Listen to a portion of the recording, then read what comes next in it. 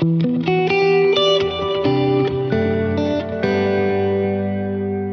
everyone. Welcome back to the Israel Connection. I'm Esti Zenati, and my guest today is Leat Corinne Unger. She spent over 500 days as a prominent advocate for hostage families, shifting from her career in education and humanitarianism after her cousin, Omer Shemtov, was taken hostage by Hamas from the Nova Music Festival on October 7, 2023.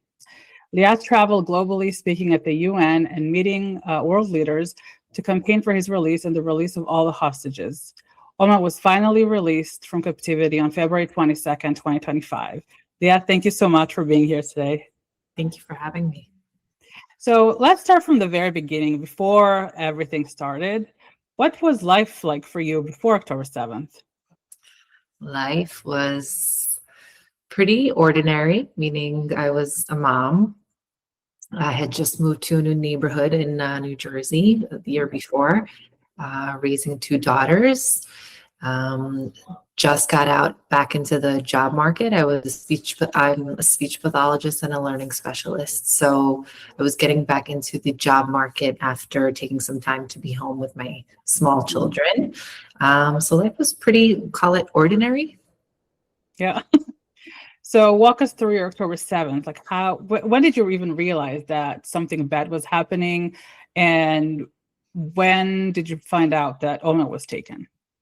So we were at a friend's house. It was Friday night, and we were at a friend's home in her sukkah eating the meal together, Friday night meal. And as we were sort of like moving out of the sukkah into the kitchen, one of my friends had said something's going on in Israel around 11:30. And exactly, if you do the math, it was exactly 6:30 in the morning in Israel. And so we all just kind of said like, it's rockets, it's another terrorist attack. Like, what else? I had the same thing with my sister. Yeah, it was like a typical reaction. And then he's like, no, I think it's different. I was like, whatever, it's probably the same stuff. And everyone was like, whatever. Went home, got into bed. I get a phone call from my mother-in-law. She called like 6 or 7 times in the middle of the night, a few hours into like sleeping. And eventually my husband answered, and he said to her, like, is everything okay? And she's like, yeah, there's war in Israel. Milchama b'Yisrael. So my immediate thing is like, she's crazy. She lost her mind. Like, that was my first reaction. And the second reaction, when she called the second time, I thought she was dreaming or something. And the second reaction was, okay, let's turn on the TV. I turned on American news. Nothing was being reported. I called my nephew. How do I turn on Israeli news? And I realized what was actually happening. And I think the initial reaction was just absolute shock. Mm-hmm. And I didn't really know what to do, but my mother called me and she told me that she spoke with Omer's grandmother and that he's at a music festival and he's lost or can't be reached or the phones are down or something. Mm-hmm. And she asked me to call some friends from the Yachza, who I volunteered with when there was, I don't know if you remember, there was a building collapse in Surfside, Miami. I volunteered there for, 40 days. We opened a field kitchen. So I got to spend a lot of time with the delegation from the IDF that came to do the search, rescue, recovery. And they asked me basically, can you reach out to them? Because I was on the phone with the commander of that search and rescue delegation half an hour before. It was 11 o'clock, I think, literally American time. So, can you reach out to him? And then just everybody stopped answering the phone. So nobody was reachable. And posted on Instagram, if anyone has seen this boy, this is what he was wearing. This is a picture of him. Just reach out to me if everyone was at the party.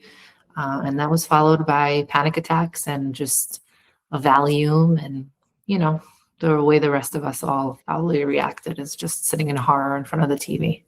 Yeah, I remember those posts of the missing, all the missing ones from the Nova Festival, especially. That was like, I remember like waking up and seeing all these things and I'm like, what is happening? Like, what's going on?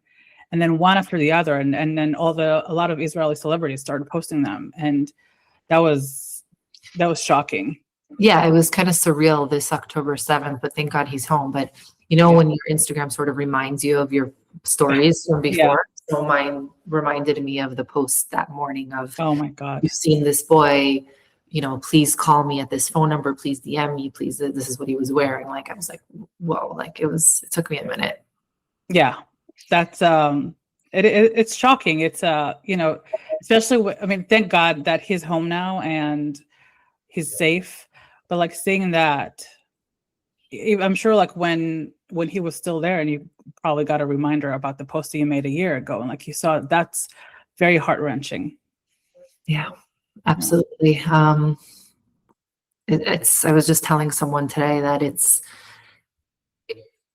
it's crazy when you think about it that it happened. Mm-hmm. And it feels like yesterday, but it also feels like it's so far away at the same time. It feels like this surreal experience that I can't really put into words. Yeah. And I think especially like when you're so much into because you were in it from the beginning and doing all these things, and you probably didn't have a second to breathe or think about what was happening. No, It was all like autopilot probably. I mean, I can only imagine. I mean, it was for me, and I didn't have any loved one out there, but I can only imagine what it was like for you. I think that's exactly what it was. And she said it today, and it's like tarte mashma. There's like a pun intended. It was literally tunnel vision. Yeah. And then when he came home, there was this experience that I did not expect to happen, which was I thought it would just be relief, and that's that. It was sort of this ecstatic, and this relief, and then there was this just like fall of like what you didn't process for nearly 2 years all of a sudden falls and lands, and then you're left to sort of pick up the pieces, and you can't really like go back to life. You can't really go back to work. Everything was just like the rug was pulled out from under your feet. So it's like, where do you go from here? So it was like, that was surreal. Everything since then has felt like it's like learning to walk again, kind of. Yeah. So following October 7th, how fast did like the family forum come together, and what was like the first task that you guys had to do to get it all out immediately? Well, I can't speak on behalf of the entire family forum, but I can tell you that the hostage family forum was established by October 8th. So by the next day. And my cousin Chetty and her husband Malki were instrumental in that, along with some other, initial family members. It was just from what I remember in all that haze is that, a mother who was desperate to find her son and realized there were other people in her shoes, put out this Facebook message, this Instagram message, this WhatsApp message, and a call on media saying like, if anyone finds themselves in this situation, please message me. And then they opened up like sort of like a chamal, something like an office where every family member took upon themselves something to do in the house. And so like the first meeting, let's say, was in their home. I, at the time, I don't think I recognized how insane that this journey was going to be. I don't think anyone really knew how insane this journey was going to be. But I sort of said, like, this is like, what can I do? Nobody knows their arm from, like, nobody knows anything just yet. What can I do? What can I control? So after taking 24 hours of like sinking into this like haze of shock and trauma and all this stuff, the first thing I did was set up a different kind of war room in my house. And I just did what I know how to do best. And I started fundraising to provide relief to various kitot konenut. And, I don't know how to say kitot konenut in English, but like a, I don't know. I don't know if there's a word. Yeah, because only these type of security situations exist in Israel. So I don't think there is a word. Security force, I guess, or something like that. Yeah, local community security force. And to people who needed things, and even the basic things of like pajamas for kids, whatever, everything. And so that's what I knew how to do. So after that 24 hours, I just did that and connected with people who wanted to do the same. And I said, like, I don't know how to help with the Omer situation initially. In the first, few days, until we got confirmation, actually that night, I got it the following day that he was kidnapped. There was nothing I could do because they needed to figure out what was going on first in Israel. And I kind of just did what I knew how to do. I focused on what I could control. And I only joined, let's call it the fight, probably close to day 50. Mm-hmm. Okay. Yeah. And how did you, and I mean, I don't know if you can speak on behalf of his parents, but how did you guys navigate or like balance the, you know, the anxiety and the pain of having him over there, not knowing what's going on with him, but also at the same time, you had to do all this advocacy to fight for him and the other hostages? I can't speak on their behalf, but I remember falling apart easily and feeling guilt that I was falling apart and I'm just a cousin, like, you know, and I think it manifested in so many different ways that I just remember his parents telling me, you have to take care of yourself in order for you to be able to fight for Omer. Like that was the main priority. It's like nothing really else matters. Like obviously you have to stay healthy, but the mission is this way. So we don't have time to go this way. We don't have time to focus on the anxieties, like we have to just one foot in front of the other kind of. And that's what we focused on. That's not to say that there wasn't periods of ups and downs and falling apart and all that. But I don't think managing the anxiety was something that was even on the radar at that point. Yeah, I feel like it was like we said earlier, like it was autopilot. Like this is it. You had to do it. There was no way around it. Yeah, and it was just like you literally the mission is to save lives, and that's all you see in front of you. Yeah. So you got to meet a lot of world leaders. Was there like a conversation that really stood out to you in a positive way? And on the other side, was there one that was like you felt like really bad about it, like from what came from them? There are a few conversations that stand out when I think about it now. One conversation that I remember feeling very frustrated from was I remember being in the UN's meeting with the UN Secretary General. And while he lent his ear, it was just, he was hearing the stories over and over again, and we were pushing over and over again, over and over again. And there was like, not, it was. Yeah, we're just hearing you, not listening. Yes. Yes. So I remember that one conversation that stood out to me, obviously, is I remember I sort of, I don't know how to say this correctly, but I sort of timed a dinner reservation at Mar-a-Lago so that we could get FaceTime with President Trump. And that conversation, obviously, when you're finally in front of a person who has real control over the future of and the fate of the hostages. So that I remember which was surprising for me, and I guess in a way because of how you imagine someone to be and then what they end up. But I remember he asked me like, well, how is he? You know, and I was like, and he knows that he's in but you know, we shared that like we knew he was okay, we knew he was alive. And then that he promised that he would get him back. And that stood out to me because I said, if anyone, like it could have been just empty words, but then 2 weeks later, they announced a hostage deal. So like, to me, that conversation was very much, you know, a standout in terms of like the bigger conversations I've had. Yeah, those are the big two conversations that sort of stand out to me. What did you take from his reaction to the whole thing? Did it feel like he cared about them and he actually wanted to help? Or was it like, I'm a politician, so I'm going to say this and that? No. So that's the thing. As someone who hesitated in my vote both times around, I think I envisioned him to be not a politician because he's not a politician, right? Like something else. But I thought I would meet someone else completely. And the way he took the genuine concern and care really caught me off guard. I think I wasn't prepared for such a nice man.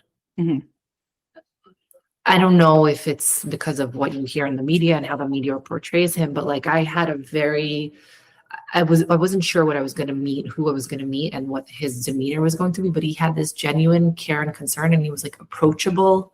He wasn't what I thought he would be or what I expected at all. And that was really pleasantly surprising.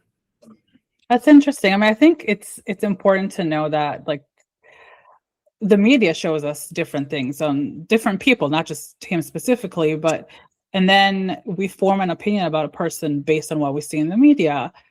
And oftentimes it's not even close to reality, or some of it is, but it's important that to try to like keep in mind that it can be a totally different story when you meet the person.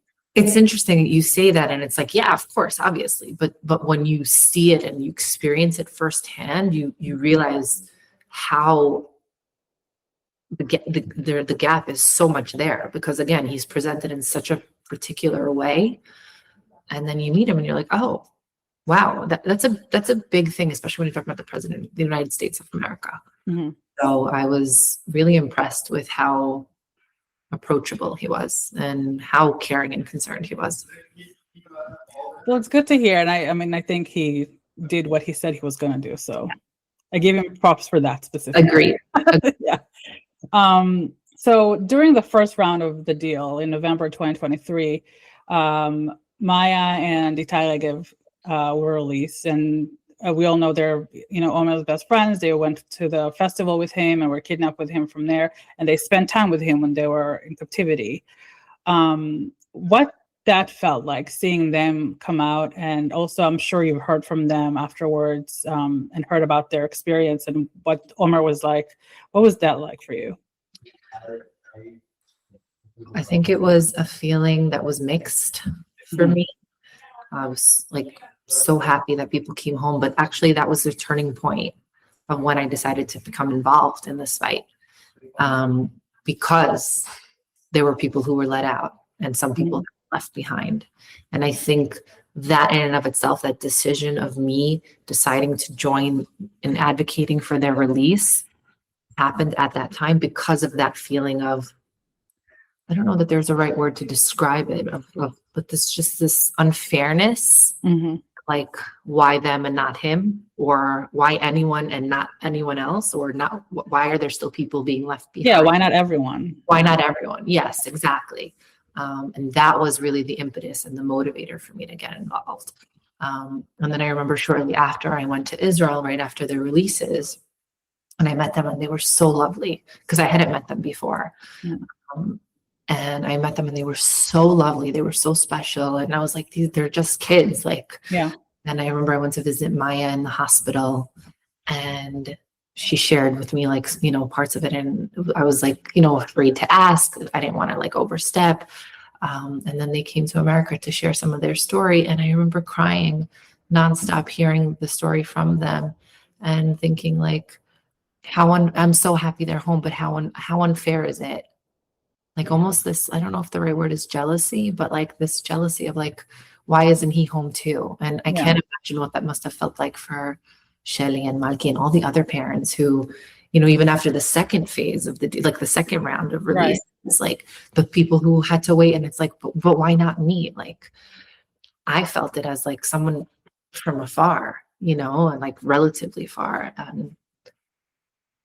Yeah, it's this like jealousy, I guess. I don't know if that's the right word, but yeah, I mean, it is that in a sense, it's not jealousy coming from a bad place. It's just like, I wish he was out too, like, Yes. Yeah. And it's this guilt also, by the way, when he came home, I had this guilt for those that were left behind. I can't explain it. It was like it transferred to it's a different, you see it from a different angle. I mean, I can only imagine the pain of the families that not only did they not see them come back alive, but they were alive in captivity and then murdered there, and then they came back in a body bag after 2 years. I mean, I can't even imagine, just thinking about it, like a goosebumps, just the pain and the everything that they went throughout those years. But then like seeing the living ones come back, come out one after the other, and not everybody together. And then you have to wait a whole year, a year and a half. And like, that's excruciating. That was horrible. I was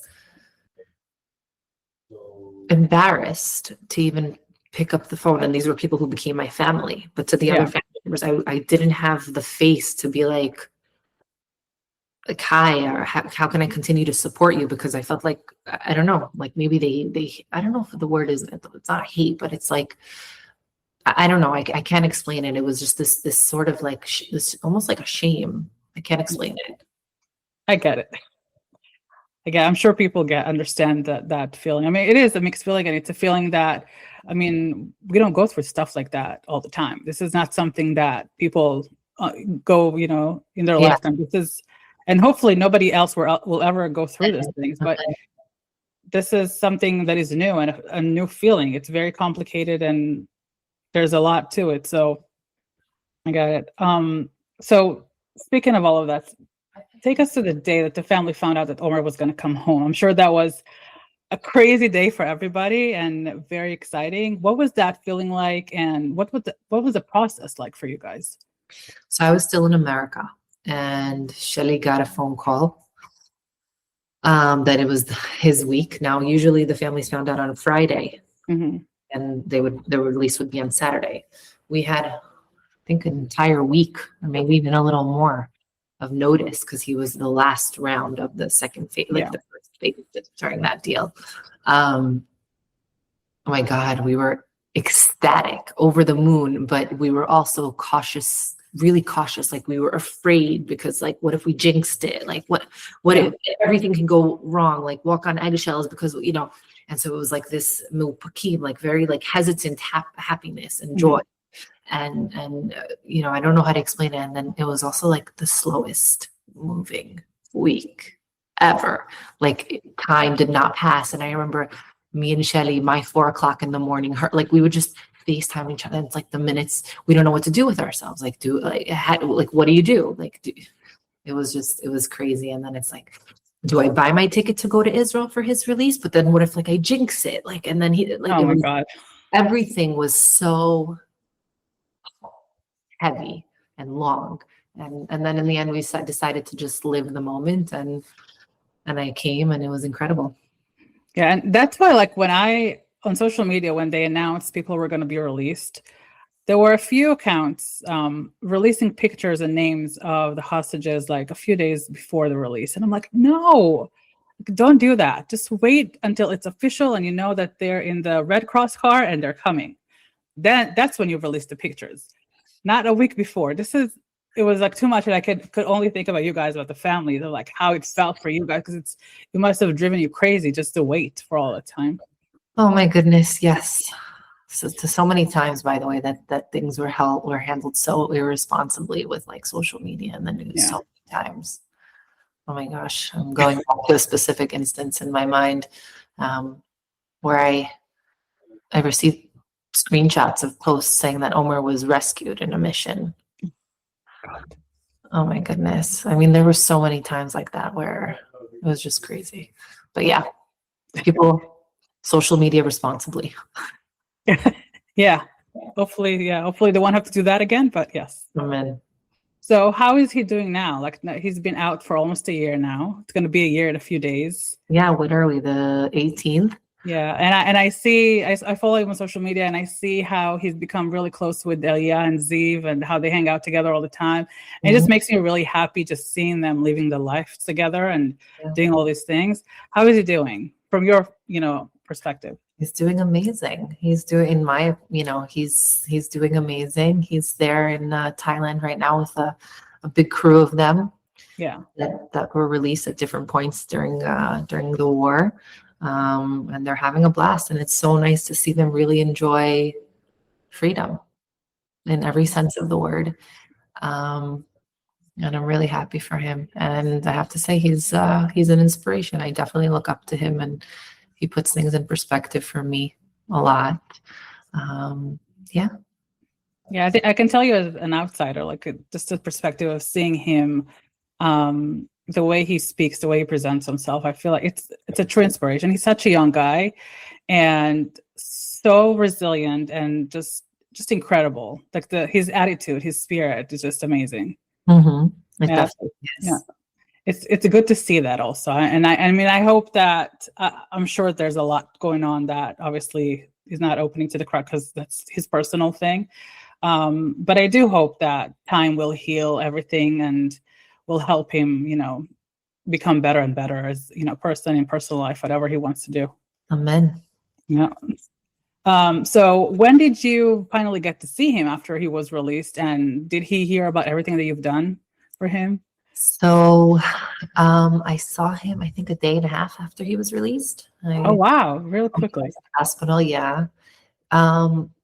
He actually saw, so it was interesting because he didn't see his family until very much later into his captivity, but he would see me when he was, Oh, yeah, he saw me, I think, on an Instagram post that they showed him, and they asked they him showed him an Instagram post? Wow. like a screenshot. Mhm. And then, the terrorists used to watch Al Jazeera. Yeah. And so he would get glimpses of it. And he saw me.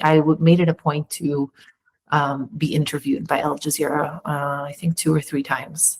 Mm. And so I think he had seen 1 or 2 of the interviews, or like the times that I was on. And he also said that he saw me like standing in many protests, holding his signs in Central Park and in Washington, D.C. So he saw me there. And when the first thing he said to me when I walked into, because I hadn't seen him for such a long time, when I saw him in the hospital, was he said, "Thank you so much. You don't know how much strength you gave me." Oh, At a certain point,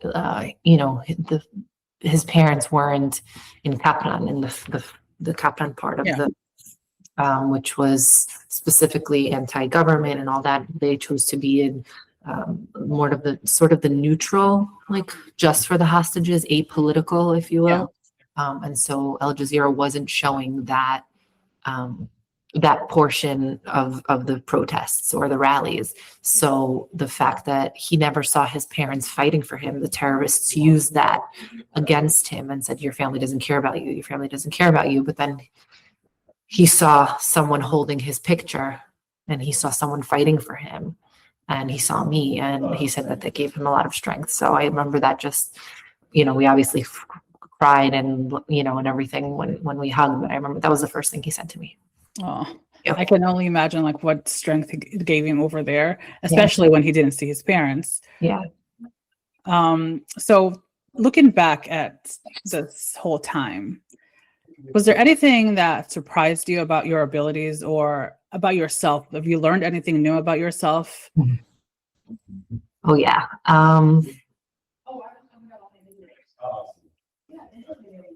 I think I clearly learned about myself, or remembered that when I want something, I don't give up until I get it. I think it definitely emphasized for me, although it's something I always knew that I wanted deep down inside. I think this point had clearly led me, that this time frame had clearly led me to sort of make this decision of, this is where my passion is, and this is what I'm going to pursue. And anything Israel related and focused on Judaism and combating anti-Semitism is something that I'm really passionate about. I remember a long time ago, I want to be like the next Noah Tishby type thing, like when I was young.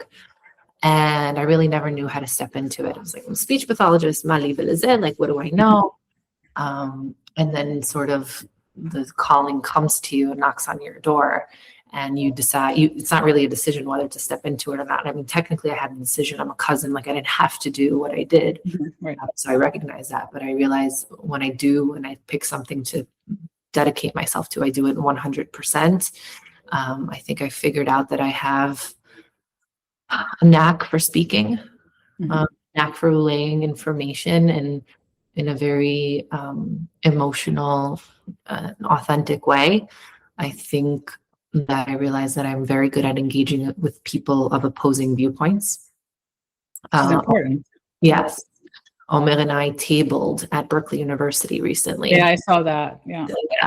And that was really effective. Omer was very nervous to do it. It's something that I've done before, but I took him with me. I said, because it's one thing to have my knowledge, background, understanding of the mentality and of the framework of where people's minds are here, but you having that firsthand experience that no one can refute, that synergy and our chemistry together on how we are respectful and everything's done with dignity was really powerful in getting people to stay and have dialogue with us. So that's something that I see us doing again and more of. But yeah, I think I think I realized that doing anything and everything for our people and for Israel is my passion lies. Yeah, and I think a lot of us started through October 7 and afterwards. It brought a lot of us together and brought a lot of us to realize that this is us. This is what we do. So that's great. What was that experience like for you and Omer at the college? Because I saw a lot of different people that kept doing it throughout the war. If it was like influencers or soldiers that just came back from Gaza, but that's different. Like having a former hostage do that, that's very different. What was that like? It was actually incredible because, if a soldier comes or, just anybody, there's sort of this, I don't know how to say this, but there's like this delegitimizing and dehumanization that kind of happens like off the bat.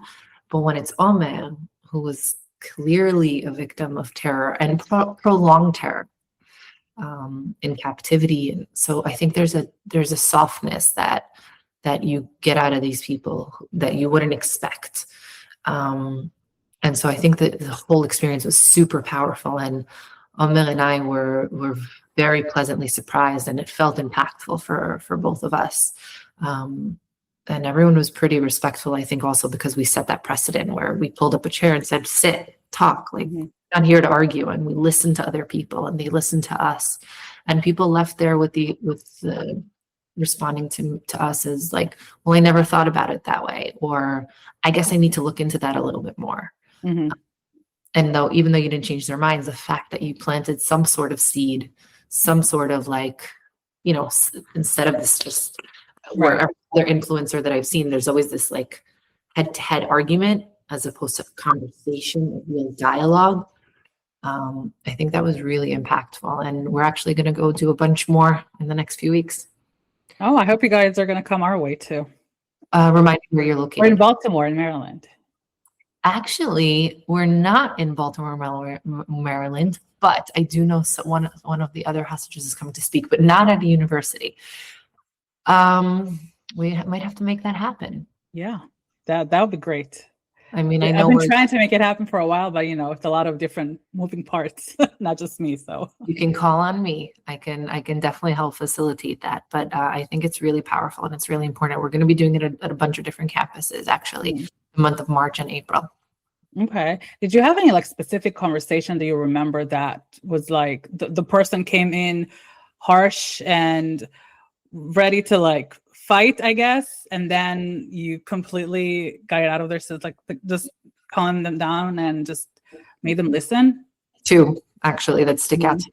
I have some footage of it, but it wasn't like we were planning this kind of thing. So there wasn't like angles, there's the microphones are off. Otherwise I'd share it with you. I didn't even upload it to social media, but there was one girl at Berkeley. Her mother was actually, as we were chatting on Berkeley's campus, her mother was in Gaza volunteering, and she had been there many times. So this is someone who had not technically firsthand knowledge, but as good as almost firsthand knowledge. And I remember she was saying a lot of things, and me and Omel just stared at each other, and we didn't want her to like just run away. But, I think one thing that really changed the tone of the conversation, and she said something to the effect of like, Jews who live in Gaza, or the Jews that live in Gaza, like something to that effect. And I looked at her and I said, no, there aren't any Jews living in Gaza. And she's like, yes, there are. Like, well, and I'm like, okay, let's look it up now. And I know that and I didn't do it in a condescending way. Right. But I someone behind her, actually, a really sweet kid, videoed her Googling what's the population of Jews in Gaza. I have the video. I want to share it with you. And then it comes up as 0 Jews in Gaza. And it's just like, okay, so that really like, she became less, angry is the word, or aggressive. And she even asked me for my email address where we could continue communicating. So that was interesting. And then there was another gentleman wearing a keffiyeh who came in really charged. And he left. He was the one who said, like, I guess I need to look into that. Or, he said, he threw around a lot of terms that didn't make sense. And so I really took the time to educate him on that. And he left saying, I really need to look into that. And he admitted that the people who are part of the pro-Palestinian movement, and a lot of people he's spoken to, have this tendency to promote violence that he disagrees with. And I really respect him for admitting that. And so while I don't think I changed his mind or Omer changed his mind, I think we humanized our position a bit more, which is that we even need to, but it's just the reality on the ground. And I think he might, I hope to return to Berkeley, and I hope to bump into him again with Omer and see where that conversation goes. That would be interesting to film also. Yeah, so we said maybe in the fall we'll go back to Berkeley, and in the next few times that we head to campuses, our plan is to have a film crew. Good. Like this documented, if not just for ourselves, but for also I think that the next thing I'd like to be doing is educating people on how to have productive dialogue.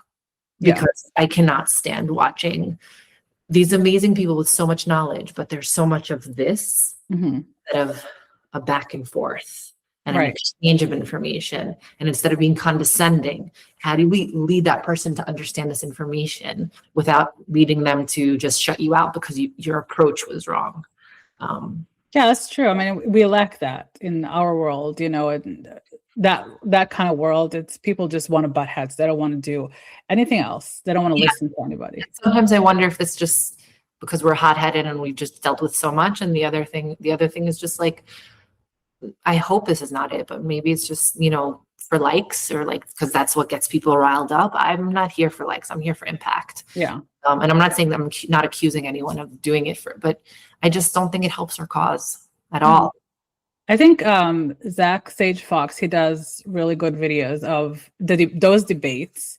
And I know he did one with Elia and Ziv, right? Actually, I just watched one yesterday and I uploaded it to my Oh, yeah. I posted it was amazing. I was really impressed. That was very moving. Yeah, that was a great video. I was really impressed because that to me is the best thing that we can be doing. So I was really impressed with that. I think the way he talks to them, his patience, and the way he just shows them that's what happens. This is it. And just ask them, how do you feel about this? That's engaging, and also gives them the place to express themselves. Yep. In a more relaxed environment rather than yelling and all that stuff. And it yields good results some of the time. And sometimes obviously they don't listen, they don't want to listen, they don't want to try. Well, that's the other thing. If I would ever, let's say, write this workshop or do this thing that I want to do, you also need to be able to recognize the signs of when it's just an energy drainer, and that takes a skill too. You need to know, when is this worth my time, and when is this worth my energy investment? And sometimes they don't, like you said, they don't want to listen. And hopefully Zach knows how to pick them out, and I think he does. It seems like it, yeah. Yeah, it seems like it. But yeah, I think that's really, really important too, because you don't want to waste your energy. We've all wasted our energy one too many times. Yeah. That's why I don't engage with this kind of people online, because there's just no point to it. Correct. You're just gonna yell at me, genocide, blah blah blah, and that's it. I think it's a different. So when I get these people who try to engage me, and I've already fallen into that trap before, I tell them, let's have a Zoom call, because when it's face to face, it's a little different as opposed to just keyboard warriors. I always offer. Unfortunately, nobody really takes you up on that. That's when you know that it's sort of an energy drainer. Yeah, and you see, from Zach's videos also, you see that a lot of this crowd, of the Free Palestine crowd, they have no idea what they're talking about. They have zero idea what's happening, what they're protesting for, whose side they're on. They don't know anything. It's just random words that they've learned, and these are these big words. Just throw them at everybody, and that's it. It's exactly it. I tell you that very early on, in April 2024, I went onto the Columbia University encampments and sat there for hours talking to people. And I wish I had a camera there, but a lot of them had no idea why they were there. Zero. Yeah, a lot of them are paid too, so that's the whole different story. Yeah. I mean, I hope that somebody's going to get to the bottom of that. But yeah, that's the big story. Yeah. So as of January 26th of this year, we officially have no more hostages in Gaza. Thank goodness. Did you even get a chance to like take some time to yourself, relax, wind down from everything?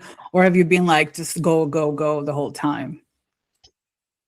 I would say that it's ironic, but the first few months that Omer was home, not that I took time to wind down and relax, but the stress level of like, and the processing sort of hit. And so that wind down time was more of like depression, like full blown depression. And you know, that took some time to pull myself out of, but then ever since then, I've just been go, go, go. I took some time to heal and focus on like just healing myself a little bit, and letting go of the anger, because I had a tremendous amount of anger of like, how could that happen to us kind of thing. Yeah. And now I'm really focused on, you know what, instead of being angry, how do I channel that and do something productive with it? I remember I actually met with Shai Davidai a few weeks ago. We were in Florida together, and he told me, he said, something that you said stuck with me. You said it to me when we sat the first time and had a real conversation. He said, you know, I said to him, I guess I didn't remember this, but that I was taking my pain and turning it into purpose in fighting Amen. And now, you know, I've learned to sort of let go of the anger, but use it to fuel me to make change. Because what does anger do if it just stunts you? But if you take it and you use it as fuel, you can probably get a lot further. Yeah, that's a tough thing, because anger can destroy you if you let it. And, you know, if you use it for good. Exactly. And there's a lot to be angry for, but, you know, again, that's not really productive. So I think I'm going to focus on being productive and take time to just unwind. No, not yet. I didn't work for 2 years. So now it's time to focus on working again, and making some change, but hopefully soon. Hopefully I'll be able to visit my family in Israel soon, and unwind a little bit. Yeah, you deserve it. You need like a good, nice vacation in Israel or elsewhere. Or anywhere, just on a beach, doing nothing. Yeah. Oh, that would be so nice. I need that too. That'd be great. So you said you're going to go back to work at some point. What's next for you? What do you want to do? Ooh, such a great question. So right now, what I'm doing essentially is I'm helping the hostages that survived and came home, and I'm helping platform their stories. So I'm helping them. So for example, when I went around and spoke to communities about Omer, I promised them, as part of my mantra of like, it's a family mantra too. Milim meitzot metziut. So words create reality, right? Yeah. So I said, like, Omer is going to come here and share with you himself. Like, this is what I'm telling you. This is what I learned from Maya and Itai. So Omer's going to come back. So when Omer came back, people actually took me up on that offer, and they're like, when can Omer come? When can Omer come? So he asked me to start like managing his bookings and all that. So I'm platforming their stories by booking them speaking engagements. I continue to speak myself a little bit, though less relevant these days. Yeah. And my hope is I'm not sure exactly what I want to do yet. I do know that I want to continue in the space of advocacy, speaking, mobilizing people. I'm not exactly sure how to go about it or what to do next, but I want to do something for Israel, something combating anti-Semitism, you know, something to that degree of just advancing us as a people, as a country. I would love to be able to, I know this sounds cheesy, but like, because Hasbara is like such a, like explaining ourselves. No, but I would like to educate and advocate for our people preemptively, not just as I feel like we're playing whack-a-mole. So I think I would love to gain new allies. That would be great. Barriers. Yeah. yeah, I think that's it. I just don't know how to go about it just yet, but figure that part out next. Yeah, you'll find a way. I mean, I think you've done really, really well in those 2 years that you had to fight. I mean, it comes from a different place, obviously, but you know the ins and outs. Like you've been there for 2 years, so yeah, I think you'll be fine. Do you ever have any like? Do you ever want to go back to what you did before, or is that like that's it? No, I don't want to do what I did before. I don't think I'd be capable of it. It's interesting. I was talking to actually Omer's father about this. I don't know if you could ever go back to just doing what you did before. It's such a big thing. You dealt with such a big thing. It was on such a big level. And you threw your life into it, I don't know if I could ever go back to that, to just speech before, like speech pathology.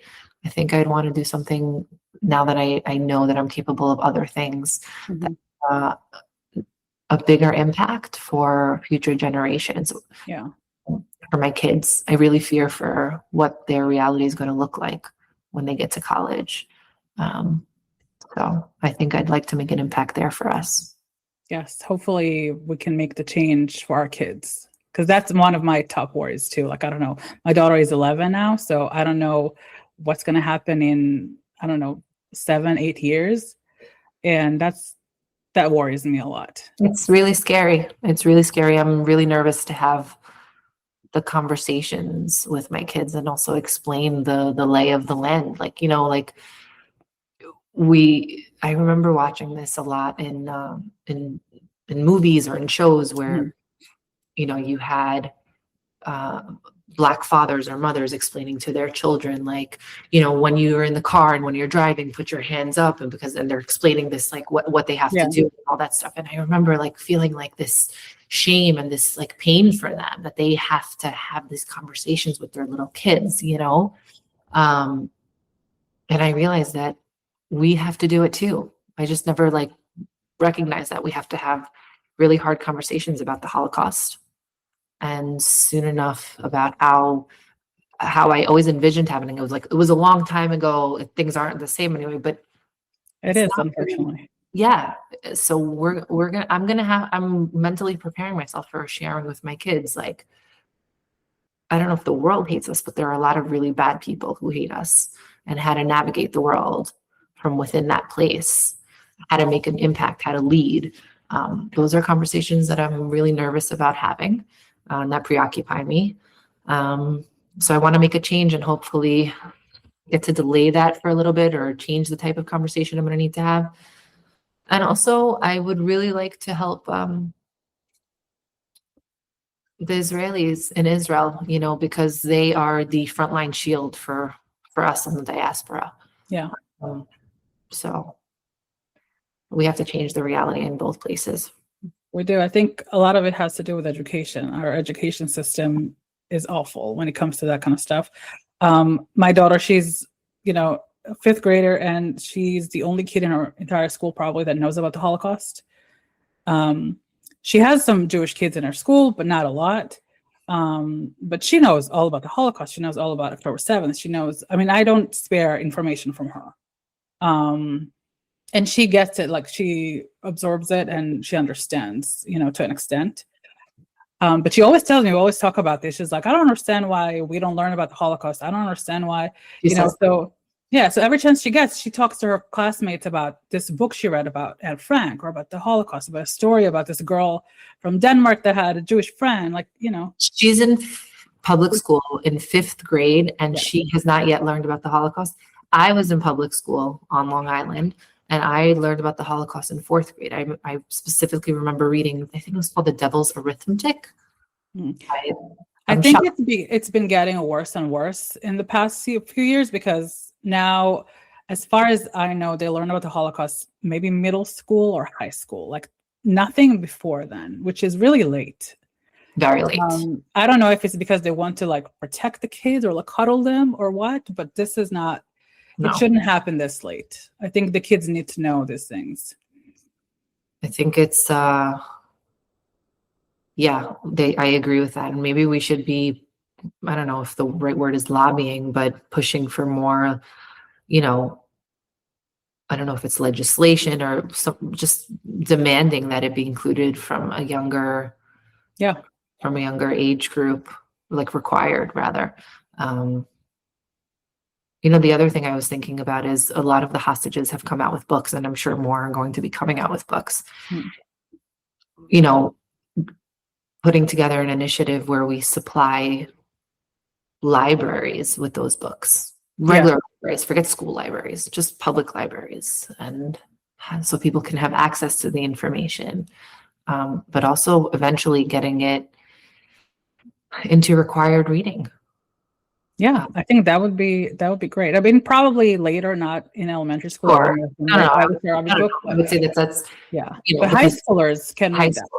Yeah, but I think that's it's different when you're giving a fourth grader an Anne Frank book and you're saying this happened a long time ago, whereas you're saying it happened, just. But also, I feel like from like Anne Frank's point, like they can relate a little bit more because she is around their age. Sure. But that's a little different. I think if one of the younger hostages releases a book, I think that would be incredible for the younger kids to read. I think that would speak to them more. They would be able to put themselves in that place. So yeah. So yeah, I mean, but I think those things should be talked about early on. This is not something that should wait until high school. That's way too late, and that's why things happen the way they do nowadays, because those kids don't know anything about that. I think it's not just that they don't even know anything. I think there are agendas that are being pushed from a much younger age in the education system too, but that's again a whole nother conversation. And I've spoken to previous guests about this, like on and on. I spoke to Shai about this, like a lot of different things, because there's a lot. I mean, there's the war may be over for now. We don't have any more hostages, but there's so much work to be done. We're not even close to be done. There's a war. There was always a war on another front. It was just hard. Mm-hmm. I think that's the key. And now is the whack-a-mole that we're all feeling, that we're just chasing our tails instead of prophylactically dealing with things. Yeah. So hopefully we'll find a better way to deal with things and make things better for Israel, for us here, You've got my wheels turning, Esti. I'm like, yeah, we can talk about it more after. How do we get a younger one of the hostages to write a book? It's like there was one that was very outspoken, Yagil, I think. Yeah. He was very outspoken, and he was 12 years old when he was kidnapped. I think that could be a good direction. I don't know if he's interested. I don't know if his family, his mom, but I think that would be a good direction, because I think that would speak a lot to the younger generation. Yeah. Because I can tell you, when it all happened and my daughter saw kids her age that were kidnapped, that really touched her. That, like, she cried. She was like, I can't believe he's my age. It could have been me. Or when she saw someone my age, she was like, oh, it could have been you. Like, I think these are the things that speak most to the kids. I can't imagine having a kid who understood to the extent, like, your daughter was in third grade at the time? She was 9. I mean, and she saw kids 9 years old, My oldest, who's turning 8, just found out when the Bebas boys were brought back, their bodies were brought back. They learned about the young children. I tried to shield them as much as possible, because she was 5 when it happened. Oh, the little one was. So I tried to shield them as much as possible. They knew something was going on. They knew that people were lost. I explained to them that there were people who were lost, because they used to come with me on the weekends to Central Park, and I used to put them on my shoulder, and we used to march with the megaphones and all that stuff. But their questions, I can't imagine having to answer a 9-year-old's question. She was like 7 at the time, and it was like, but I don't. And also my 4-year-old was like, but I don't understand. He was a baby. What did he eat there? And I was so broken. I couldn't even believe that I had to respond to these things. Yeah, that was the toughest thing, just answering those questions. Or like the biggest question was like, why do they hate us so much? What did we do? That's something that I'm at a loss for words. Like, I don't know how to answer that. So I'm curious, as a mom, what did you say? Because I know that my daughter, she's turning 8. Mm. It's going to come very soon. Yeah, So, I mean, I told her, I said, first of all, not everybody hates us. Some people do, and that's like the oldest form of hate is like antisemitism. And I said they do because maybe they're jealous because we are successful in different fields. Maybe they just don't like people that are different than them. But that's all I can say because I don't even know. Like, honestly, I don't think they know why they hate us.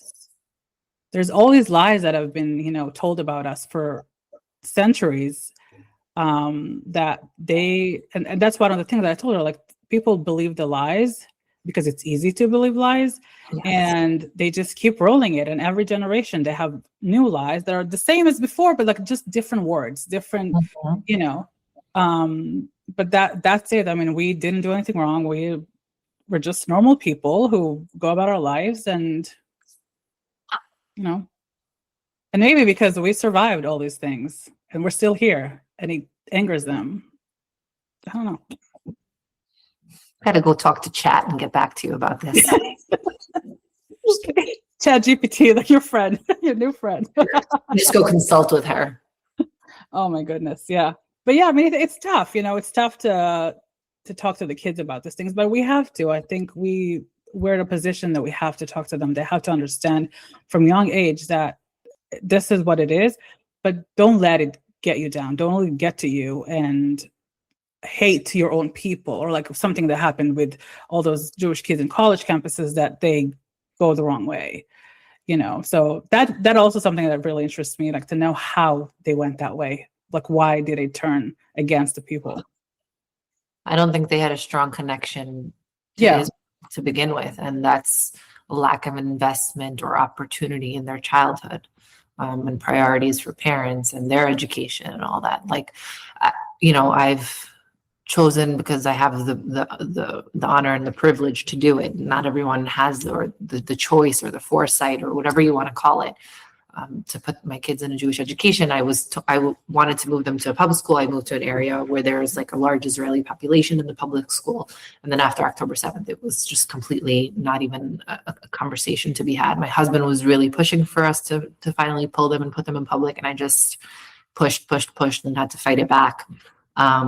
Which I'm really happy that I have, because I spoke to some people over the last few weeks, actually, that shared that they ended up putting their kids in private schools, but not Jewish schools. And they ended up pulling them out after 9 years or something like that.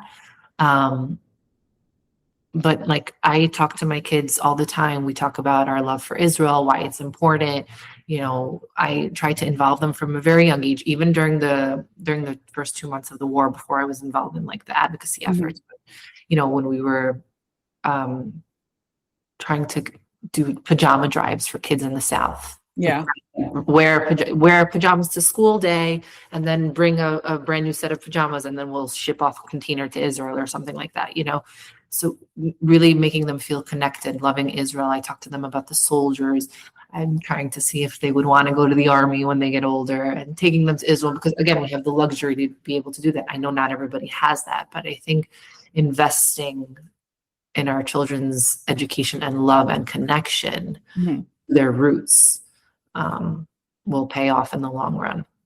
Yeah, I think so too. I mean, I've been taking my daughter to Israel since she was a year and a half. Like, my whole family is there. And we went there in 2024, and I took her to the Hosted Square. And I wanted to take her with me to the Nova site, but I decided not to, because I felt that was too much. But she did go with me to the Hosted Square, and she saw all the statues and everything else. And we went through that little tunnel that they made. And that I feel like that was impactful. That was really something. And she took it in, and she kind of understood in a way, but she's very mature for her age. So maybe other kids her age wouldn't, accept it that way, but it was really something. And I was proud of her that she was able to be there and observed it, like, and just take it in, and understand. Yeah. So, but it was important for me that she's there and she knows about everything. Obviously I didn't give her like little gruesome details, but of course we have to shield them to some yeah. Yeah, but she understood, and she was very excited every time there was a release, and she was, very involved in that aspect. And obviously I do all these things. This is, what I do for work, this and everything else that I do. It was all about Israel since October 7th. So Good for you. I know it's not easy, but good on you. thank you. And good for you. And you've been amazing doing all these things out there. And I'm sure that your kids just look up to you and just get inspired by you. And I'm sure that will make them who they are as they grow up. I hope so. Yes. I do. Leah, thank you so much. It was such a great conversation. I'm glad we made it happen. Too. Very much so. Thank you. And thank you all for listening. Until next time.